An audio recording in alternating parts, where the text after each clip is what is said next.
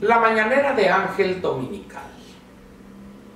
Voy a comentar con usted un tema ligero, pero no obstante eso, de gran importancia. Yo sé que para usted es prácticamente algo normal o garantizado la separación de los tres poderes de la Unión, porque así nos lo enseñaron en la primaria y desde hace muchos años, no voy a decir siglos, pero sí muchos decenios, se toma como algo inamovible. La independencia o la separación de los tres poderes, cada uno con funciones totalmente diferentes. El legislativo se encarga de mantener actualizado el andamiaje jurídico del país, trata de estar al día y adelantarse a algunos problemas, aprobando nuevas leyes, modificando algunas cuyas algunas partes han quedado obsoletas o que ya no tienen relación con la realidad, o simplemente derogándola y promulgando una pieza legislativa completamente nueva. La Constitución, por desgracia, la hemos tomado casi de risa, como una cosa de risa, casi 600 reformas constitucionales que en algunos casos han desdibujado lo que el constituyente se planteó hace poco más de 100 años. Pero bueno, así es México. Decía pues que la separación de los tres poderes es algo que tomamos como garantizado, como dicen en inglés, taken for granted, es tomado como garantía. Sin embargo, con la llegada de este gobierno, López específicamente, eso ha empezado a cambiar para mal. Esto no quiere decir que los presidentes anteriores no intentaron controlar a los otros dos poderes. Sí, a veces tenían cierto éxito, en otras no, tenían que recular. A veces el Ejecutivo tomaba decisiones al margen e incluso en contra del Ejecutivo, o el Poder Judicial, la Suprema Corte específicamente, en su papel de vigilar que las leyes se apeguen al texto y espíritu constitucional, ejercía también su propia autonomía. Pero de que hacían intentos, hacían intentos. Con este gobierno no solo se hicieron intentos, sino que se usó la bajeza y la amenaza, la peor amenaza, para doblegar a la Suprema Corte de Justicia de la Nación. Hoy, por ejemplo, el Poder Legislativo, dado los números o dada la aritmética de la fracción de Morena en ambas cámaras del Congreso de la Unión, más el control de 17 legislaturas en los estados, dan por resultado un poder que hace mucho no veíamos en México para el Ejecutivo.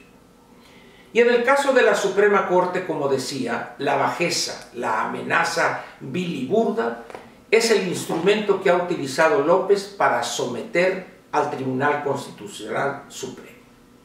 Hoy, pues, López controla los tres poderes de la Unión. Esto, lejos de pensar en un futuro luminoso para la democracia mexicana, es lo contrario. Porque al parejo de ese control de los tres poderes, el primero, por obvio, el Ejecutivo, se ha lanzado una ofensiva en contra de los organismos autónomos, que a excepción del INE, que ahí anda batallando, los demás ya están en un puño controlados también por López. Otra vez le hago la pregunta, ¿es bueno eso para la democracia mexicana? En modo alguno. No es algo de lo que debamos enorgullecernos. Es más, con este grupo de incapaces que rodean a López, las cosas pintan todavía de un color más negro que el que cabría esperar. ¿Qué es lo que han respondido los actores políticos frente a este control abierto ya más que evidente? En la mayor parte de los casos, la sumisión, la abyección vergonzante de quienes deberían mantener una actitud digna e independiente. En algunos casos es para no perder privilegios en otro para tener acceso a algunos privilegios, y en no pocos casos es un simple problema de dinero, problema financiero. Esto también contribuye a que el futuro no se vea con buenos ojos. Y López hace un uso perverso de este poder. Lo ve usted en las mañaneras, esa sonrisita acá un tanto cínica que pretende ser una expresión de fortaleza. Más bien lo que deja ver, lo que evidencia, es una debilidad de López y también una cobardía. Eso tampoco deja ver un futuro luminoso para el país. Ahora estamos buscando pleitos con Bolivia a ver cómo resulta. Ayer le comenté ese asunto. Espero que las cosas no pasen a mayores, que quepa la sensatez en ambas partes y encuentren un acomodo a este diferendo. Pero viene ahora el 2020. Hay un asunto que reviste la mayor importancia y es el de las pensiones. Como usted sabe, hay dos tipos de pensiones, aun cuando el segundo, estrictamente hablando, no es una pensión. Son lo que se llama pensiones no contributivas, es decir, millones de mexicanos reciben una aportación bimestral sin dar algo a cambio, sin aportar algo por pequeño que fuere. Y por otra parte están las contributivas. Todos aquellos trabajadores inscritos en una Afore tienen que aportar una parte mínima de su salario bruto y la mayor parte lo aporta la parte patronal. Hay un compromiso que el Estado mexicano se asumió en 1997 cuando se aprobó la ley del SAR, del Sistema de Ahorro para el Retiro. Este compromiso consiste en asumir los pasivos laborales de todos aquellos trabajadores y empleados ya pensionados con la ley del 73 del Seguro Social y todos aquellos que hubiesen cotizado al menos un día en la ley del 73, en las viejas condiciones, tendrían derecho a pensionarse con esa ley. Esa masa de mexicanos hoy ya pensionados de acuerdo con la ley del 73, va a significar una aportación del presupuesto de egresos de la Federación de alrededor de 950,000 millones de pesos, más las pensiones no contributivas, adultos mayores y esto y el otro, 115,000, de tal manera que dará 1,165,000 millones de pesos. Y como le he dicho a usted en otras ocasiones, esto irá creciendo en los próximos años, más o menos de aquí al 2027, 2028 quizá, a una tasa del 14-15% anual nominal, es decir, con la inflación incluida.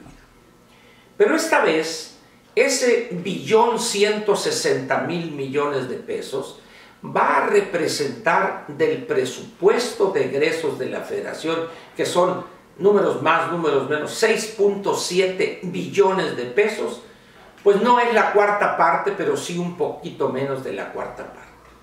Vamos a ponerle, para no errarle, el 25%. ¿Qué va a pasar cuando eso vaya creciendo? Vaya creciendo, vaya creciendo. Habrá todavía menos recursos para los programas del Manestar, pero también menos recursos para educación, para salud, para infraestructura, etc. ¿Qué hará López y sus legisladores ante ese futuro que prácticamente ya está aquí frente a nosotros? ¿Se atreverá por fin a elevar los impuestos o crear algunos nuevos? ¿Se atreverá? ¿Reducirá el gasto todavía más, dejando ya prácticamente en los puros huesos la estructura del sector público, o contratará más deuda? No sé qué vaya a hacer López porque es un hombre en su ignorancia impredecible, pero el hecho que tengamos un sistema de jubilaciones y pensiones, o vamos a los 104 o 105 sistemas públicos que hay en el país, hechos un desastre financieramente hablando, debería ser una de las prioridades número 1, o las primeras, junto con seguridad y crecimiento económico, el tema de las pensiones debería ocupar el tiempo y la atención de López y los funcionarios de Hacienda, de la CONSAR, de la Comisión Nacional Bancaria. O sea, trabajar en pos de una solución y discutirla abiertamente, porque de otra forma el problema que vamos a enfrentar en unos cuantos años será, si no irresoluble, sí de muy difícil solución, pero sobre todo también carísimo para unas arcas y unas finanzas públicas muy débiles. Le dejo eso pues ahí como una especie de preocupación y nos vemos mañana en la mañanera del lunes, donde estaremos hablando de algunos temas relativamente serios. Lunes y martes, recordemos que es los últimos días hábiles, porque el día primero es inhábil, pero tendremos mañanera ese miércoles, y el jueves y el viernes, etcétera, etcétera. Le agradezco por lo pronto su presencia aquí en estas mañaneras, que ya lo sabe usted, estas son las buenas. Se habla de corridito, se dicen las cosas claramente y sin eufemismo alguno. Gracias pues a usted.